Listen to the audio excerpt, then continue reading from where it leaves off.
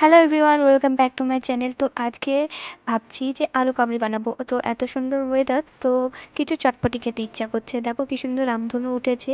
আর হ্যাঁ, তোমরা সবাই কেমন আছো? আশা করি ভালো আছো, আমিও ভালো আছি। চলো এবার বানানো যাক আলু কাবলি। তো সেদ্ধ আলু নিয়ে নিয়েছি, সাথে লবণ, লঙ্কার গুঁড়ো, ধনে জিরে ভেজে বাটা, তেঁতুল জল, তারপরে চানাচুর, এইগুলো টুকটাক, পেঁয়াজ, তারপরে শসা আর লঙ্কা। এবার মেখে নেওয়া যাক। এবার আলুগুলো দিয়ে দিলাম, আর সব যেগুলো যেগুলো নিয়েছি সব দিয়ে দেবো। এবার মশলাগুলো সব একসাথে দিয়ে তারপরে মিক্স করবো।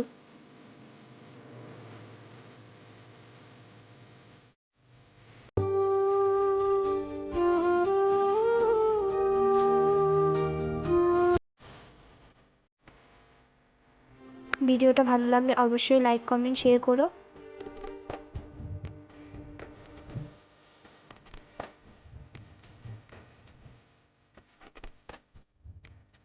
এটা তেঁতুল জল, তেঁতুল জলটা দিয়ে দিলাম। এবার মেখে নেবো ভালো করে।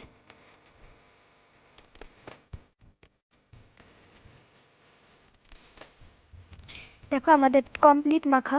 দেখো দেখতে কত সুন্দর লাগছে। আর ওপর দিয়ে সাদা ভুজিয়া ঢেলে দিলাম। তো দেখা হচ্ছে নেক্সট ভিডিওতে, টাটা।